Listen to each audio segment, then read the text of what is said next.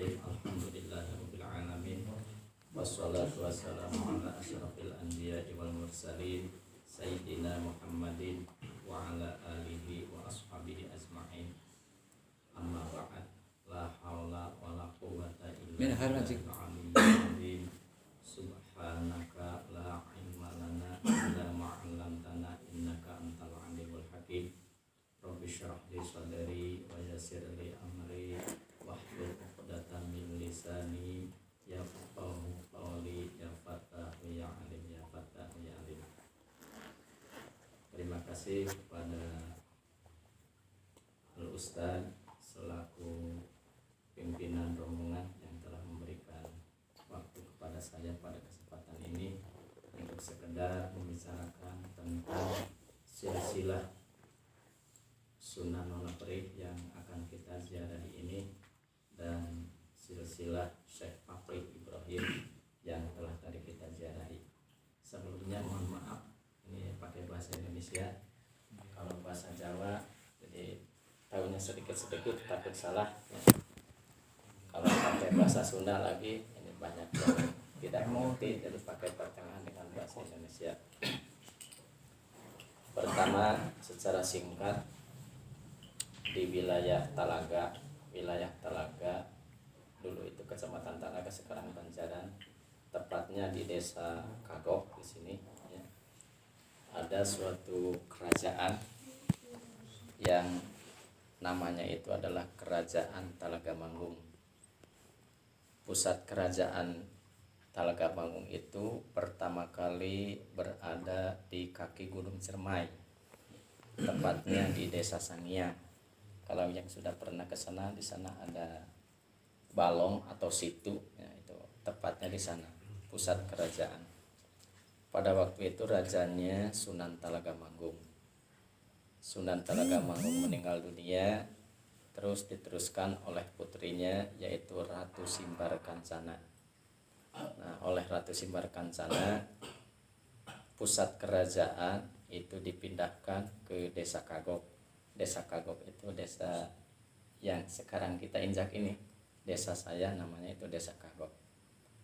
Dari sini pusat kerajaan dari Makbaro ini ya sekitar 3 km ke sebelah barat, dan di sana hanya berupa alas saja sekarangnya, tidak ada puing-puing atau peninggalan-peninggalan. Kalau hutannya masih ada. Nah, kemudian Ratu Parung meninggal dunia, diteruskan oleh Sunan Parung. Pusat kerajaan masih di Kagok juga.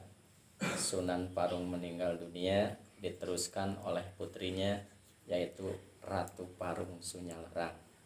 Pusat kerajaan masih di Kagok juga.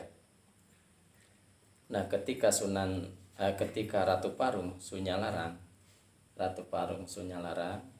beliau besar menjadi perawan, maka datanglah dari keluarga Pajajaran, yaitu cucunya Prabu Siliwangi yang namanya itu Raden Rangamantri. Raden Rangamantri itu meminang atau melamar Ratu Parung Sunyalarang, dan langsung terjadi proses pernikahan. Kemudian beliau memegang tahta kerajaan di Kerajaan Talaga. Nah, ketika Ratu Parung Sunyalarang dengan suaminya yaitu Raden Rangamantri berkuasa di wilayah Talaga, maka datanglah seorang ulama, seorang wali yang namanya Kanjeng Syekh Syarif Hidayatillah Gunung Jati Cirebon. Jadi dari Cirebon beliau itu datang ke Kerajaan Talaga, bersilaturahmi ke Raja Talaga yaitu ke Raden Rangamantri dan Ratu Parung Sunyalarang. Dan alhamdulillah ketika Kanjeng Syekh mengajak untuk bersyahadat, untuk menganut beragama Islam, itu langsung diterima tanpa ada peperangan, tanpa ada pertumpahan darah. Dan setelah raja dan ratunya itu masuk Islam, maka serempak masyarakatnya pun itu menganut beragama Islam, yang tadinya itu adalah Hindu Buddha. Kemudian Raden Rangamantri setelah masuk Islam dan diberikan mandat oleh Syekh Syarif Hidayatullah untuk mengembangkan agama, maka beliau diberi gelar itu namanya Prabu Pucuk Umum. Jadi kalau ada orang yang mengatakan Prabu Pucuk Umum di wilayah Talaga, yaitu berarti Raden Rangga Mantri. Ya. Kemudian Ratu Parung meninggal dunia, diteruskan oleh putranya yaitu Sunan Wanaperih yang kita ziarahi ini. Itu berarti sudah otomatis Islam ya. Sunan Wanaperih, atau ada yang menyebut juga Raden Arya Kikis. Itu ada sejarahnya ya. Ini singkat saja, Sunan Wanaperih, Arya Kikis, itu juga namanya, nama aslinya itu adalah Arya Dipati Sangling ya. Nama aslinya itu adalah Arya Dipati Sangling. Kemudian gelarnya Sunan Wanaperih dan Arya Kikis. Ketika beliau itu menjadi raja di wilayah Talaga ya, ketika beliau menjadi raja di kerajaan Talaga, maka pengembangan agama, karena memang beliau juga termasuk santri Syekh Syarif Hidayatullah, pernah belajar ke Syekh Syarif Hidayatullah, namun karena seorang raja, beliau itu cuma mengurus bidang kekeratonan saja. Jadi bidang agamanya rada kurang terurus.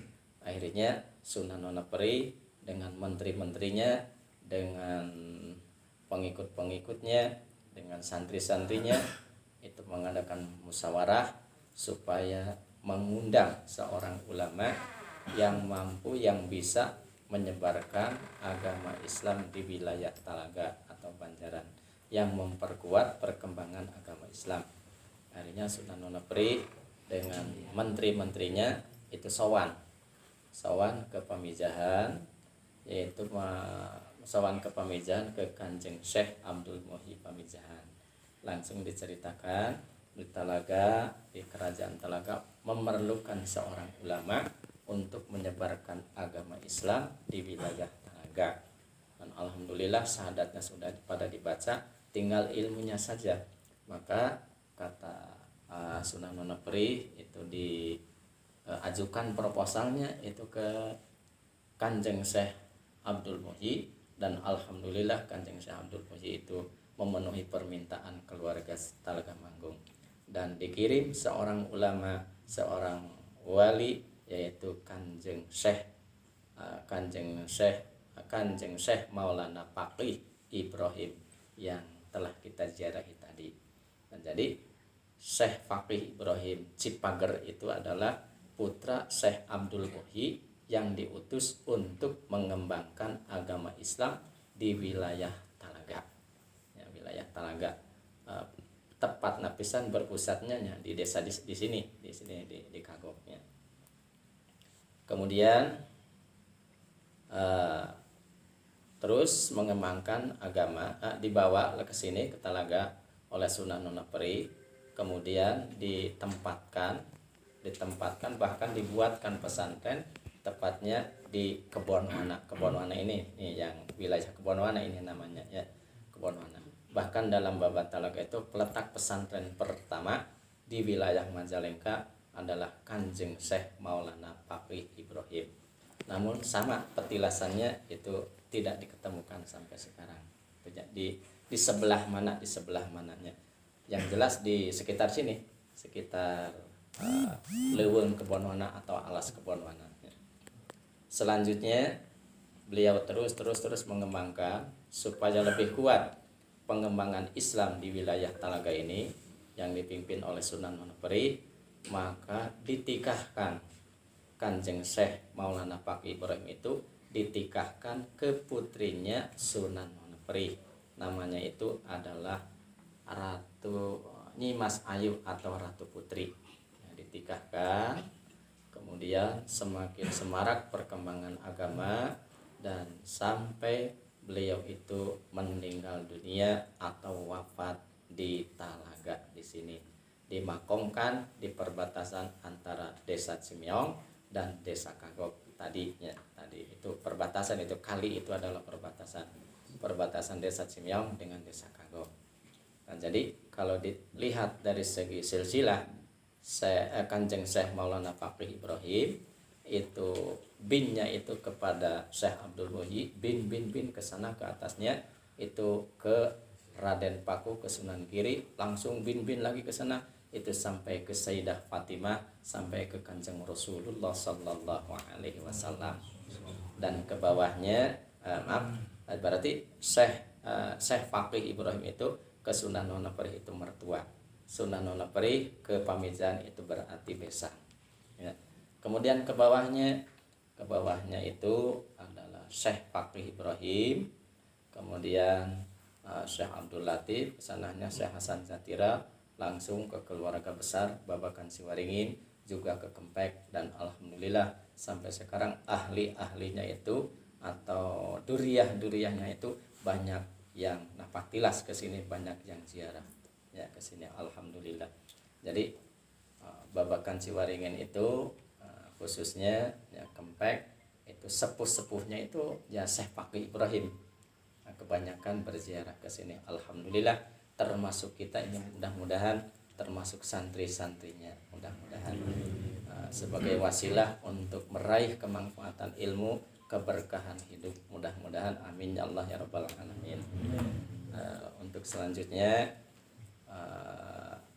dari Wanapri ini diteruskan oleh Apun Surawijaya. Kemudian ada lagi yang mengembangkan agama turunan Wanapri ini ke daerah Subang, yaitu Raden Arya Eyang Wangsagoparana. Ada yang pernah ke sana? Belumnya. Eyang Wangsagoparana itu putra Sunan Amperi, mengembangkan di daerah Subang, kemudian ke daerah apa lagi itu? Mbah Dalam Cikundul. Ada yang pernah ke sana? Mbah Dalam Cikundul itu itu cucunya Wanapri itunya. Cucunya Wanapri. Itu kalau yang belum ke sana mangga tinggal kita ziarahi. Kan yang jelas untuk Cirebon itu kebanyakan ya Cirebon dulu, kemudian Syekh Abdul Latif, Syekh Hasan Jatira, Syekh Abdul Latif, kemudian ke Syekh Faqih itu. Alhamdulillah sekarang dari Cirebon itu sudah banyak yang ziarah ke sini. Ya alhamdulillah. Mudah-mudahan Talaga dengan Cirebon itu semakin uhwahnya semakin erat itu ya. Mudah-mudahan amin ya Allah ya rabbal alamin. Rupanya itu saja, mudah-mudahan ada manfaatnya. Kalau ada kesalahan, yang namanya sejarah itu kadangkala ada beda-beda versi.